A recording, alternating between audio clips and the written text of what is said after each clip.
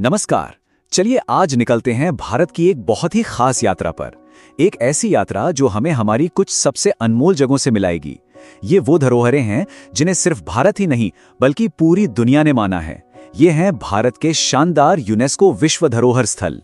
तो एक सवाल से शुरू करते हैं। जरा सोचिए, एक तरफ है मोहब्बत की निशानी शानदार ताजमहल, दूसरी तरफ हजारों साल पुरानी चट्टानों को काटकर बनी अजंता की गुफाएं, और फिर घने सुंदरबन के जंगल। अब इन तीनों में भला क्या एक जैसा हो सकता है? देखने में तो ये बिल्कुल अलग है ना? लेकिन इन्हें एक बहुत ही खास चीज आपस में जोड़ती, और वो चीज है यूनेस्को के वर्ल्ड हेरिटेज साइट होने का सम्मान।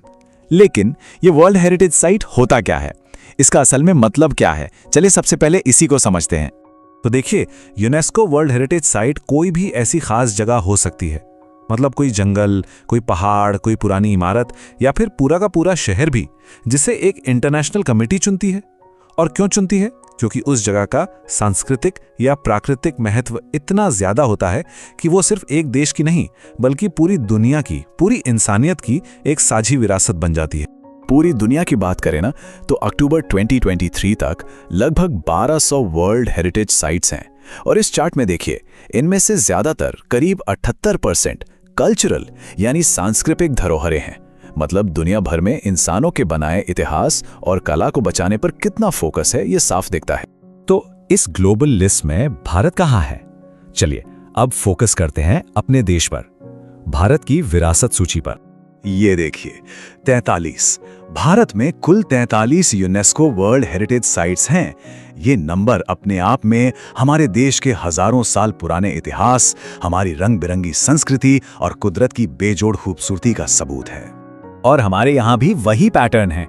इन 43 में से ज्यादातर यानी 35 कल्चरल साइट्स हैं। ये वो किले, मंदिर और शहर हैं जो हमारे शानदार अतीत की कहानी सुनाते हैं।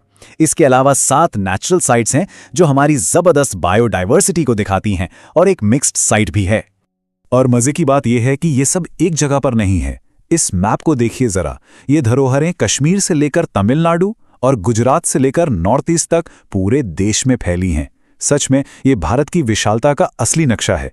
तो चलिए अब कुछ चुनिंदा कल्चरल साइट्स की एक छोटी सी सैर करते हैं। सबसे पहले ओडिशा का कोणार्क सूर्य मंदिर। जरा सोचकर देखिए, एक पूरा मंदिर पत्थर के एक विशाल रथ की शक्ल में बना है, जिसे 7 घोड़े खींच रहे हैं। कमाल है ना? 1984 से ये यूनेस्को की लिस्ट में है, और इसकी बनावट, इसकी वास्तुकला सच में हैरान कर देती है। अब चलते हैं महाराष्ट्र। यहाँ है अजंता की गुफाएं, जिन्हें 1983 में ये दर्जा मिला। ये बस गुफाएं नहीं हैं, इन्हें बड़ी बड़ी चट्टानों को तराश कर बनाया गया है, और इनके अंदर की पेंटिंग्स वो तो आपको जैसे टाइम मशीन में बैठाकर सदियों पुरानी कहानियों की दुनिया में ले जाती हैं। और फिर दिल्ली का दिल, लाल किला, 2007 से ये भी इस लिस्ट में शामिल है। इसकी लाल पत्थर की ऊंची ऊंची दीवारें आज भी उस मुगल सल्तनत की ताकत और शान की गवाही देती हैं, जिसने यहीं से पूरे हिंदुस्तान पर हुकूमत की थी। तो ये तो हुई कल्चरल साइट्स। अब जरा भारत की कुदरती खूबसूरती पर नजर डालते हैं, उन जगहों पर जिन्हें यूनेस्को ने सहेज कर रखा है। सबसे पहले बात करते हैं पश्चिम बंगाल के सुंदरबन नेशनल पार्क की। ये दुनिया का सबसे बड़ा मैंग्रोव जंगल है। सोचिए, एक ऐसी जादुई दुनिया जहां जमीन और पानी एक हो जाते हैं। और हाँ, यही वो जगह है जहां शानदार रॉयल बंगाल टाइगर का राज चलता है। अब चलते हैं असम के काजीरंगा नेशनल पार्क। एक सींग वाले गैंडे का जिक्र आते ही सबसे पहले काजीरंगा का ही नाम जहन में आता है ना?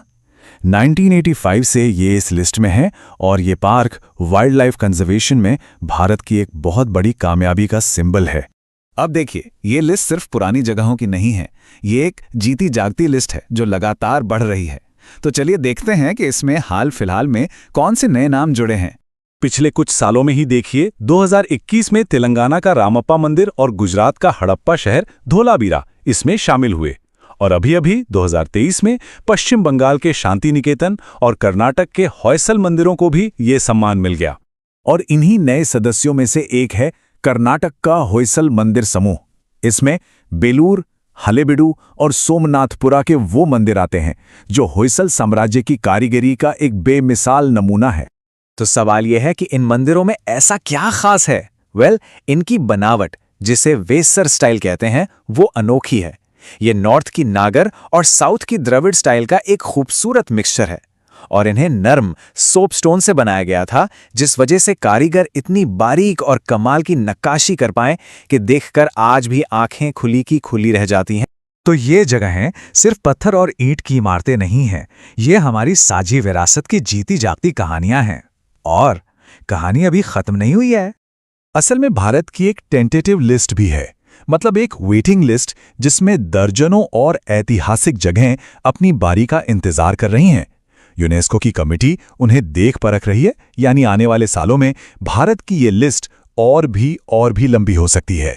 तो आखिर में बस एक सवाल, ये जो हमारी इतनी अद्भुत धरोहर है, इसे आने वाली पीढ़ियों के लिए बचाने की जिम्मेदारी आखिर है किसकी? क्या ये सिर्फ सरकार का काम है या फिर हम सब का? इस पर सोचिएगा जरूर।